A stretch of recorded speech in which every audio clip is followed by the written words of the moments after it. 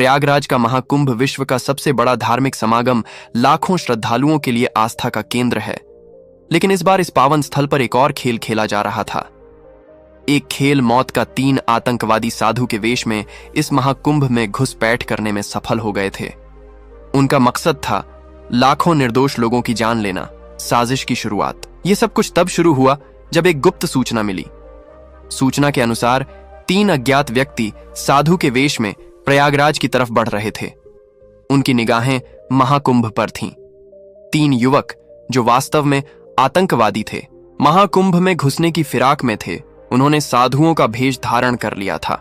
लंबे जटाए, भगवा वस्त्र और चेहरे पर भस्म लगाकर वे बिल्कुल असली साधु लग रहे थे। उनका मकसद महाकुंभ में अराजकता फैलाना था। महाकुंभ में सुरक्षा के पुख्ता इंतजाम किए गए थे। पुलिस अधिकारी राम सिंह और उनकी टीम लगातार गश्त कर रहे थे। राम सिंह एक अनुभवी अधिकारी थे और उन्हें साधुओं के वेश में छिपे हुए आतंकवादियों की पहचान करने का अनुभव था। राम सिंह ने जब इन तीनों साधुओं को देखा तो उन्हें कुछ अजीब लगा। इनके चेहरे पर एक अजीब सी बेचैनी थी और उनकी आंखों में एक खौफनाक चमक थी। राम सिंह को लगा कि कुछ गड़बड़ है। उन्होंने अपने साथियों को संकेत दिया और तीनों साधुओं का पीछा करना शुरू कर दिया। पुलिस के सामने कई चुनौतियां थीं। लाखों की भीड़ में 3 संदिग्धों को ढूंढना किसी सुई को ढूंढने जैसा था। इसके अलावा आतंकवादी भी बहुत चालाक थे। उन्होंने अपनी पहचान छिपाने के लिए कई उपाय किए थे। पुलिस ने एक जाल बिछाने का फैसला किया। उन्होंने महाकुंभ में कई जगहों पर सीसीटीवी कैमरे लगाए। साथ ही उन्होंने सादे कपड़ों में पुलिस कर्मियों को भी तैनात किया। इन पुलिस कर्मियों को साधुओं के रूप में भी भेजा गया था ताकि वे आतंकवादियों की गतिविधियों पर नजर रख सकें।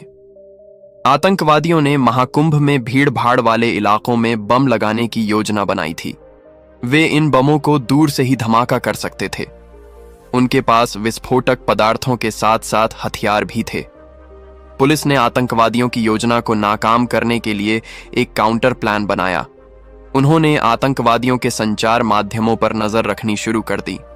साथ ही उन्होंने आतंकवादियों के ठिकाने का पता लगाने के लिए तकनीकी उपकरणों का इस्तेमाल किया। तनावपूर्ण कुछ घंटों के बाद पुलिस को आतंकवादियों के बारे में कुछ महत्वपूर्ण जानकारी मिली।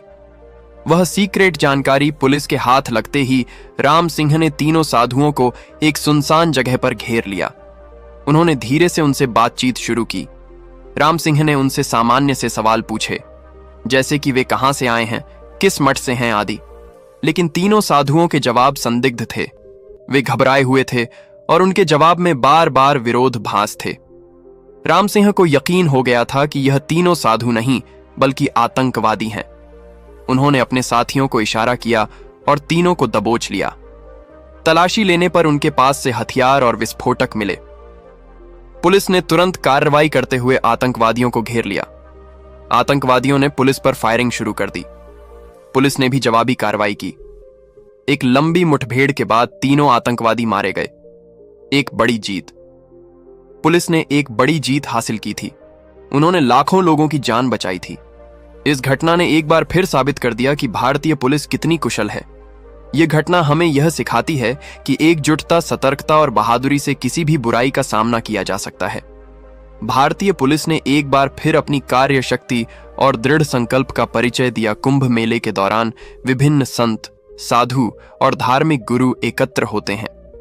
अखाड़े अपने अनुयायियों के साथ आते हैं और उनके स्नान का एक विशेष महत्व होता है।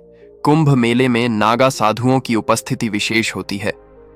ये नग्न संत होते हैं जो कठोर तपस्या और ध्यान के लिए जाने जाते हैं। उनका संगम स्नान के दौरान विशेष महत्व होता है।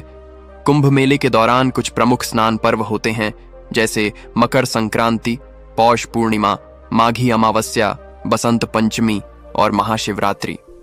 इन स्नान पर्वों पर लाखों श्रद्धालु संगम पर स्नान करने आते हैं। महाकुंभ मेला हर 144 साल में आयोजित होता है और यह सभी कुंभ मेलों में सबसे महत्वपूर्ण और विशेष माना जाता है। पिछले महाकुंभ का आयोजन प्रयागराज में 2013 में हुआ था। दोस्तों, कैसी लगी यह वीडियो हमें कमेंट करके जरूर बताएं।